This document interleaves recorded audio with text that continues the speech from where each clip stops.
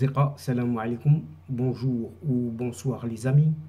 J'espère que vous allez bien partout où vous vous trouvez. En tout cas, c'est ce que je vous souhaite et pour le meilleur de toutes les situations, bien entendu.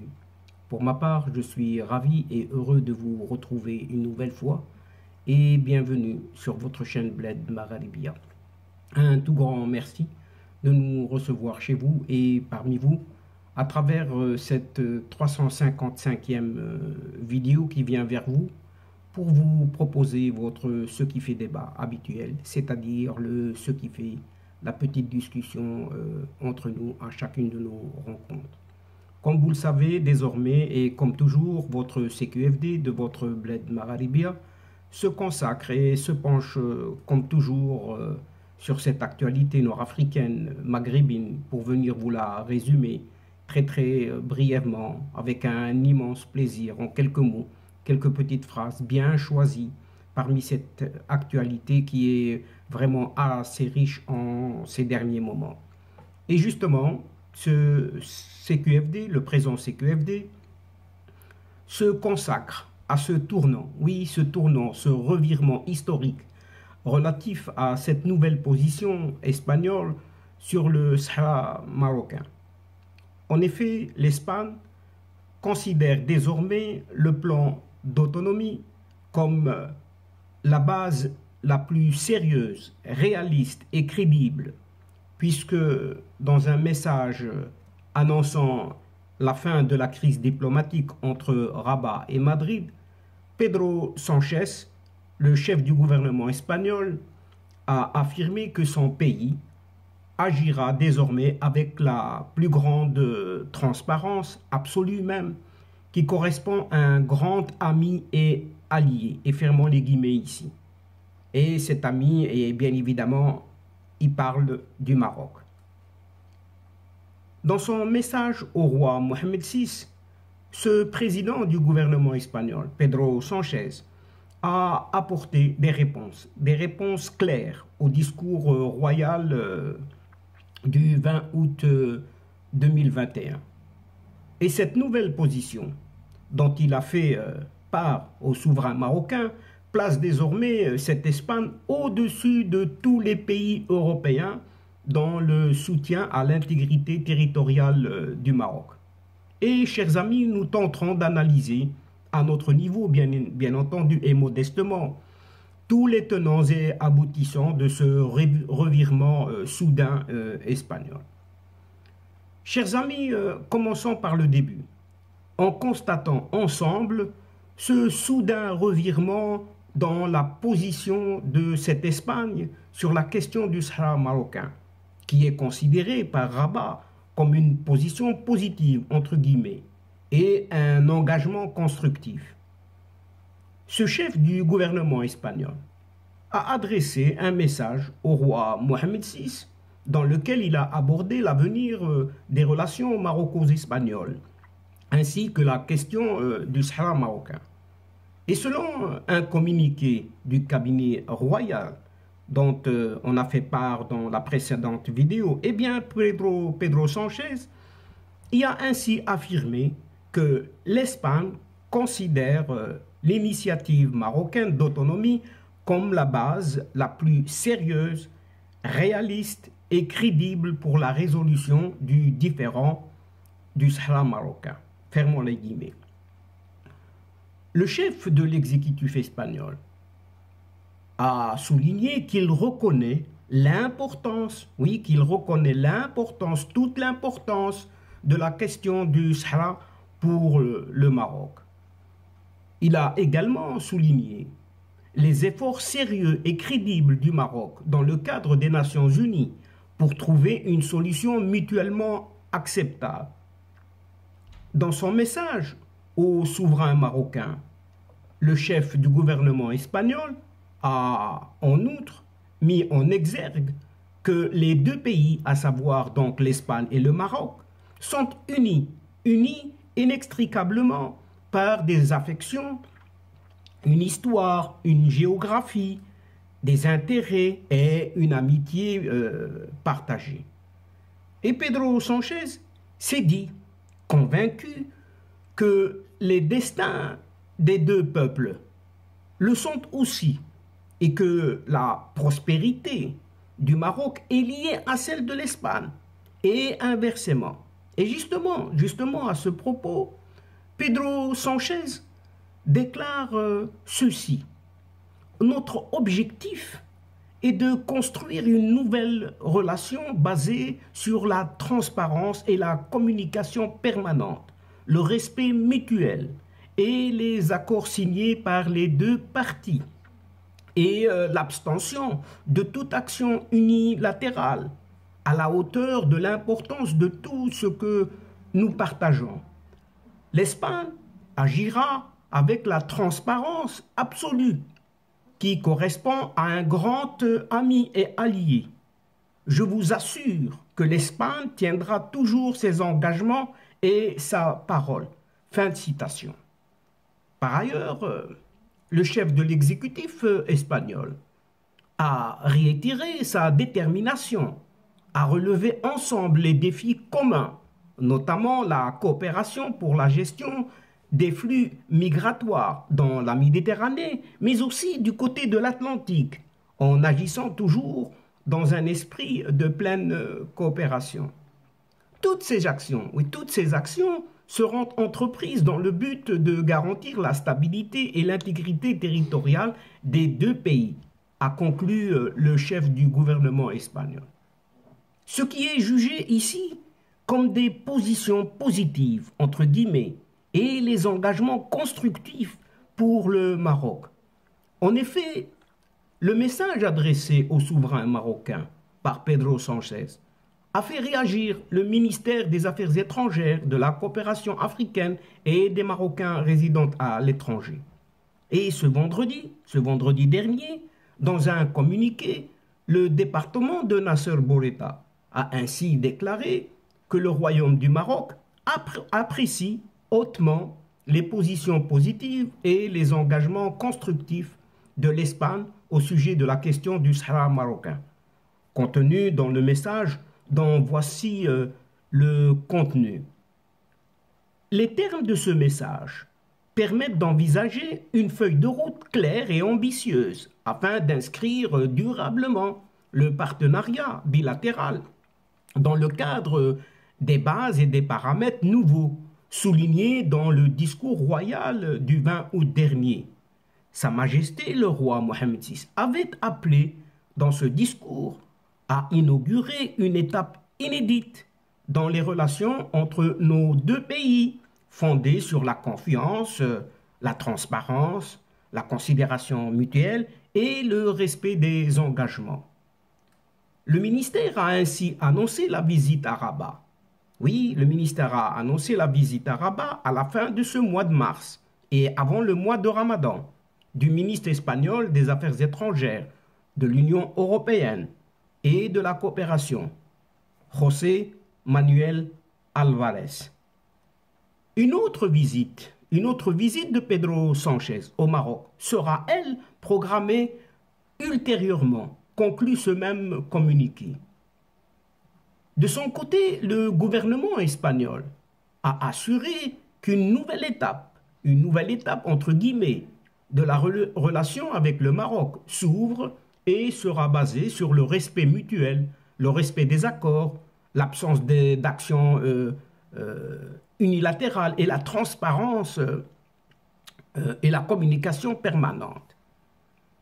Par le biais d'un communiqué, toujours cet exécutif espagnol a souligné que l'acceptation par l'Espagne de la proposition marocaine ouvre ainsi une nouvelle étape qui sera développée dans une feuille de route claire et ambitieuse dans le but de garantir la stabilité, la souveraineté, l'intégrité territoriale et la prospérité des deux pays, et de se féliciter de la programmation d'un voyage du chef du gouvernement espagnol, Pedro Sánchez, au Maroc, pour élaborer la feuille de route de cette nouvelle étape, ainsi que de l'invitation adressée au ministre des Affaires étrangères, José Manuel Álvarez, à se rendre à Rabat avant la fin de ce mois de mars. N'oublions tout de même pas que les deux pays ont connu une crise sans précédent au lendemain de la reconnaissance des États-Unis d'Amérique de la marocanité du Sahara. En effet, 2020, l'annonce de la reconnaissance par l'administration américaine, dirigée alors par Donald Trump, de la marocanité du Sahara, a marqué un changement dans la politique espagnole. En décembre dernier, la chef de la diplomatie espagnole, Arantxa González Laya, a alors émis le souhait que la nouvelle administration américaine, dirigée par Joe Biden, puisse évaluer la situation et voir de quelle manière elle va se positionner et travailler en vue d'une solution juste et durable qui ne dépend pas d'un alignement d'un moment sur un camp ou sur l'autre.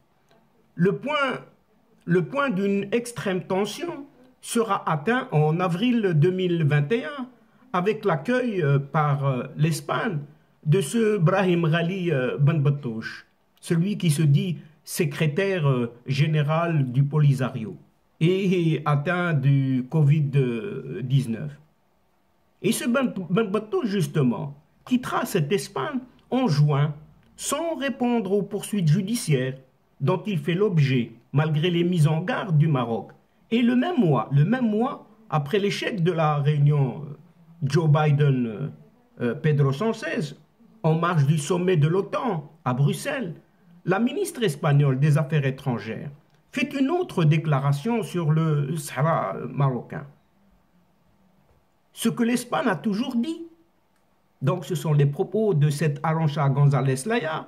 Ce que l'Espagne a toujours dit, c'est qu'il est important que nous donnions une impulsion aux négociations aux Nations Unies. C'est ce qu'avait indiqué cette ex-ministre des Affaires étrangères espagnole. Et elle a rajouté, c'est aux États-Unis de décider de leur position sur le Sahara. Une semaine plus tard, cette même Arantxa González Laya revient sur le sujet en assurant que son gouvernement est prêt à considérer toute solution que le Maroc apportera pour le règlement du différend territorial. Une position qui désavoue davantage encore le plan d'autonomie proposé par le Maroc à la province depuis 2007 déjà. Mais le mal est déjà fait. Oui, chers amis, le mal est déjà fait. Car un mois plus tôt, la crise sans précédent des relations entre Rabat et Madrid est accentuée par un exode de milliers de Marocains vers la ville occupée par justement cette Espagne, cette ville de Ceuta en mai de 2021. Et quelques jours plus tard, le Maroc rappelle son ambassadrice à Madrid pour consultation et cette diplomate ne regagnera plus son poste depuis cette date-là. Le Maroc annonce également une opération Marhaba 2021 sans les ports espagnols. La crise est donc entérinée en juillet 2021, lorsque le Parlement européen vote en juillet une résolution condamnant le royaume marocain dans le cadre de l'exode de milliers de Marocains, dont des mineurs, vers cette ville de Ceuta.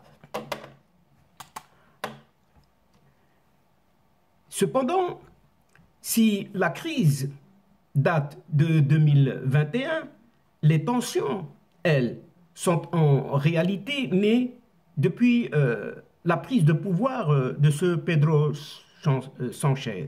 Néanmoins, voici pourquoi aujourd'hui, cette nouvelle position espagnole sur le Sahara marocain est un tournant historique.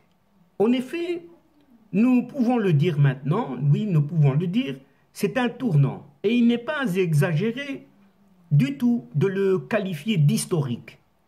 Alors que l'Espagne n'avait jamais pris position en faveur du plan d'autonomie pour résoudre le conflit du Sahara marocain, Pedro Sánchez, président du gouvernement espagnol, a rompu avec cette position traditionnelle de Madrid en affirmant dans un message adressé le vendredi 18 mars 2022, cette fois-ci, donc tout récemment, un message au roi Mohamed VI que, ouvrant et fermant les guillemets, l'Espagne considère l'initiative marocaine d'autonomie présentée en 2007 comme la base la plus sérieuse, réaliste et crédible pour la résolution du différend du Sahara marocain.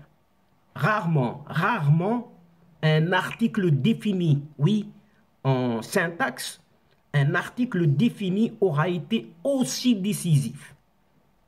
Dans sa lettre au roi Mohamed VI, Pedro Sanchez définit bel et bien le plan d'autonomie comme la base, oui, la base, c'est-à-dire un article défini. Le la, qui veut dire toute son importance, a rarement été aussi déterminant que dans le propos du chef du gouvernement espagnol. En effet, le plan d'autonomie n'est pas un article indéfini. Non, c'est un article défini, donc base parmi d'autres.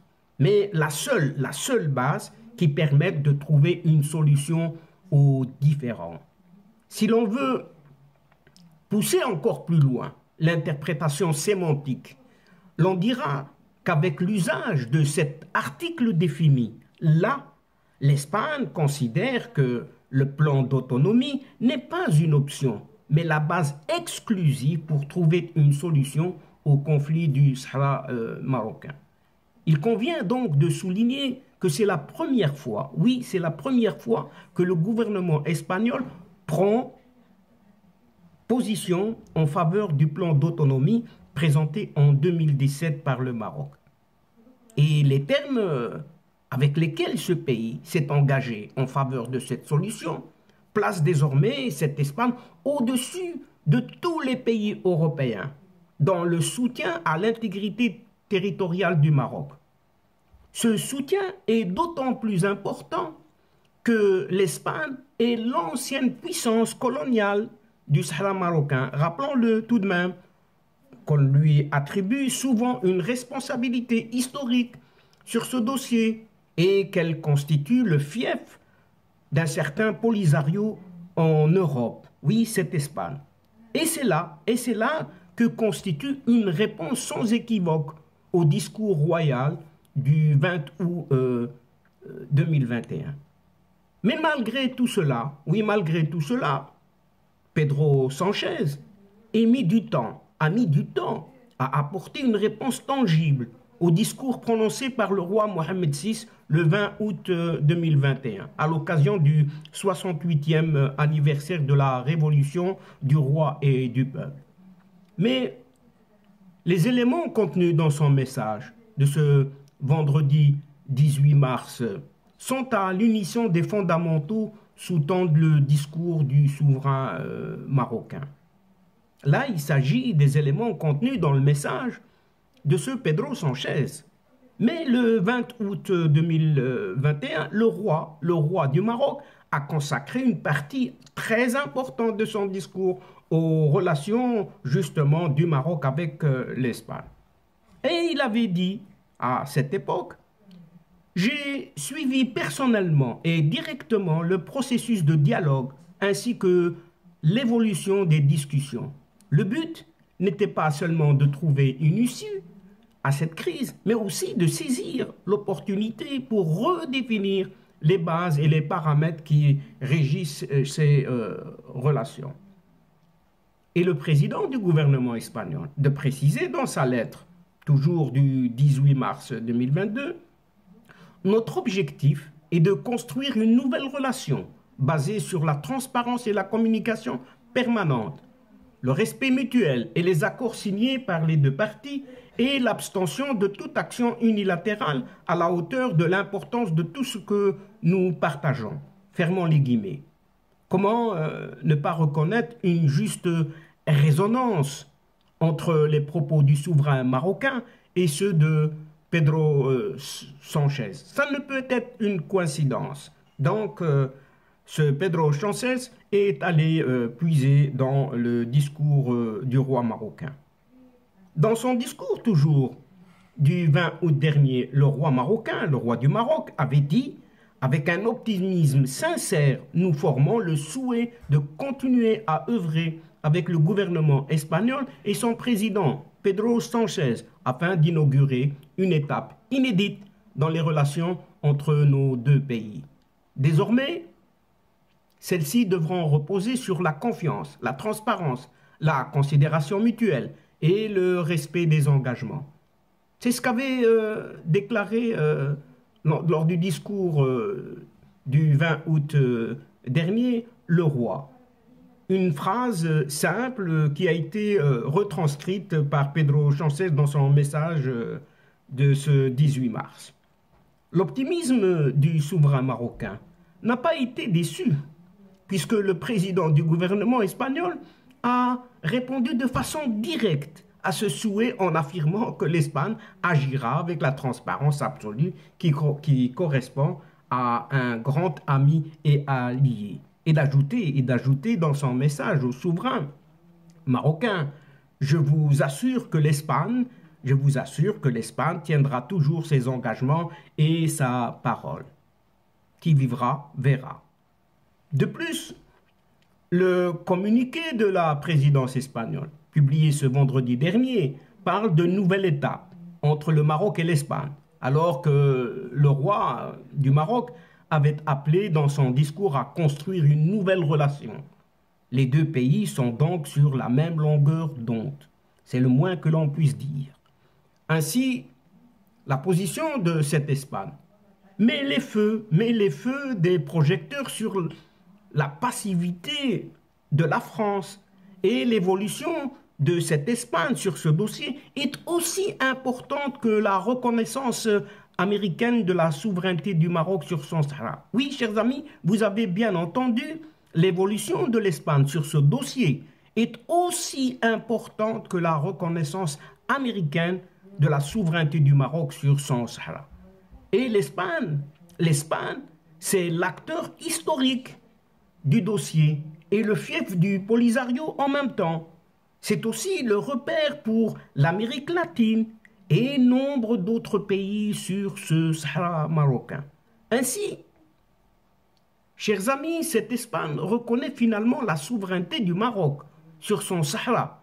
Et c'est là une accélération significative de l'histoire que celle que vient d'effectuer le président du gouvernement espagnol, Pedro Sánchez, à travers son soutien au plan d'autonomie du Maroc, comme la base la plus sérieuse, réaliste et crédible pour la résolution du différend sur le Sahara marocain. Un véritable tournant, oui, un véritable tournant, qui rebat toutes les cartes régionales et transforme les rapports de force dans cette région, si sensible à la moindre secousse politique.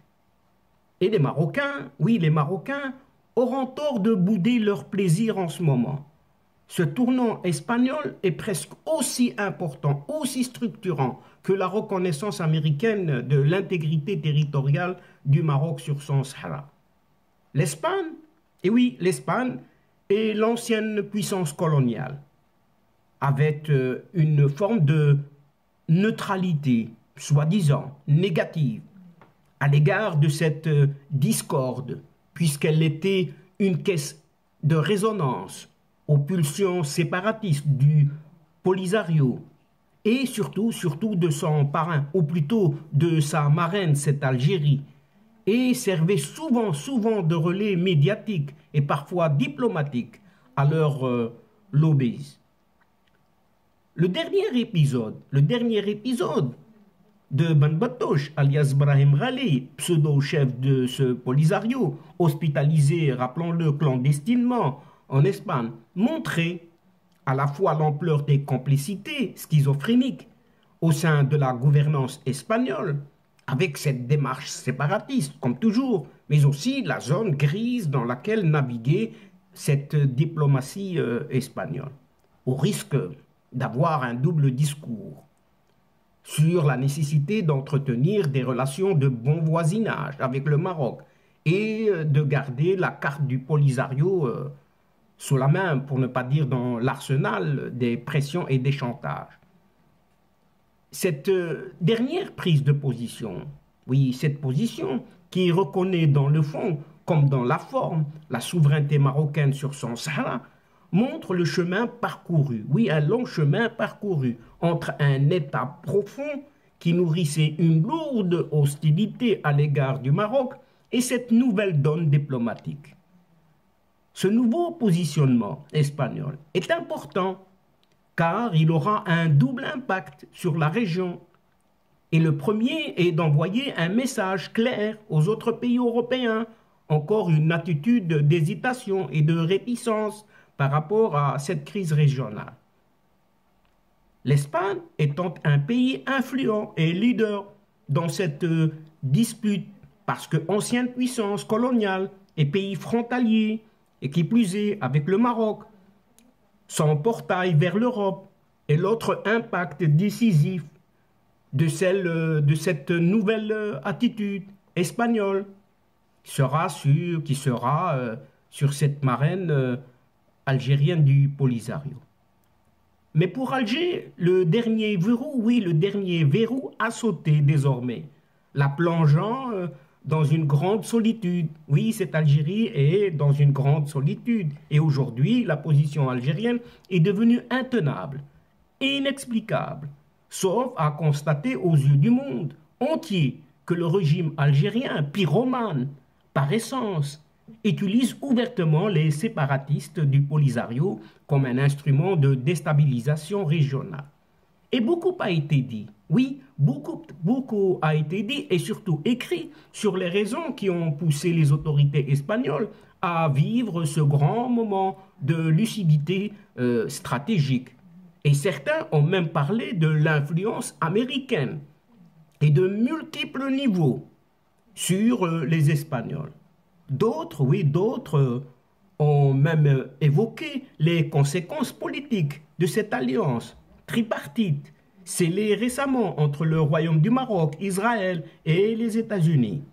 Mais la réalité est tout autre, puisque ce tournant espagnol dans l'affaire du Sahara marocain est le fruit d'une diplomatie marocaine performante qui a su formuler avec force, conviction et détermination ses postulats et surtout défendre ses droits.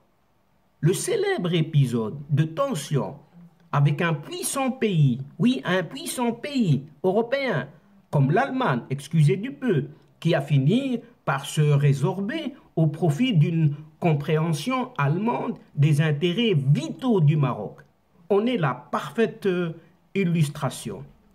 Avec cette Espagne voisine, le langage a été à la fois subtil et très ferme, car il s'agissait de demander à Madrid de clarifier ses positions et de sortir de cette zone grise qui autorise toutes les hypocrisies. La fermeté de la diplomatie marocaine, doublée d'une main tendue pour le dialogue régulièrement exprimé dans les discours du roi Mohamed VI, ont fini par créer une situation espagnole où le pays n'avait d'autre choix contre l'escalade de tensions et de ruptures et le réalisme politique. Ainsi, chers amis, la lettre de Pedro Sánchez au roi Mohamed VI illustre parfaitement cette prise de conscience espagnole à l'égard du voisin marocain. Et cette nouvelle réalité est si évidente que le ministre des Affaires étrangères espagnol, José Manuel Álvarez, a cru opportun de rappeler que la stabilité et la prospérité de l'Espagne et du Maroc sont intimement liées. Et ce soutien espagnol à garantir la souveraineté et l'intégrité territoriale du Maroc est si important qu'il est susceptible de créer d'autres dynamiques capables de changer toute la physionomie politique régionale. Et avec cette interrogation essentielle, maintenant que Madrid estime qu'il n'y a pas d'autre destinée pour l'affaire du Sahara marocain que sous sa souveraineté, la souveraineté du Maroc. Mais alors, quel levier la diplomatie espagnole va-t-elle utiliser pour tenter de convaincre les faucons algériens du Polisario et de la nécessité d'accepter le compromis politique proposé par le Maroc à travers l'option de l'autonomie justement. Enfin, cette nouvelle position espagnole, désormais la plus évoluée en Europe, sur la marocanité du Sahara, mais aussi les feux des projecteurs sur cet allié traditionnel. Oui, cet allié traditionnel du Maroc, la France qui parle toujours du plan d'autonomie comme une base parmi d'autres, une position qui n'a pas changé d'un iota depuis 2007. Partenaire historique, censé être le plus avancé avec le Maroc, la France se complaît pourtant dans son immobilisme par rapport à l'intégrité du royaume marocain. En faisant du surplace, cette France semble bien passive comparativement à l'Allemagne et à l'Espagne aujourd'hui, mais qui vivra verra également le chemin qu'entreprendra cette France prochainement, dans les prochains. Et donc, chers amis et chers adeptes de la chaîne, c'est ici que prend fin cette séquence en prenant congé de vous. Mais néanmoins, nous espérons vous retrouver très très bientôt avec un immense plaisir pour vous relater d'autres thèmes lors de vos prochaines vidéos de votre ce qui fait débat, c'est-à-dire ce qui fait la petite discussion entre nous. Grand merci pour votre confiance, pour votre fidélité et votre patience et surtout pour votre participation de nous suivre jusqu'au bout des séquences qui attendent énormément de vous, surtout votre aide et en vous y abonnant très très nombreux afin d'être informés rapidement et ce en toute primeur bien sûr. Chers amis, n'hésitez surtout pas de partager au grand maximum et sans modération vos séquences vidéo de votre chaîne. Pour ma part, il ne me reste plus qu'à vous dire au revoir les amis. Assalamu alaikum wa rahmatullah wa barakatuh. À la prochaine fois et à bientôt. إلى اللقاء في حصة أخرى إن شاء الله مع السلامة.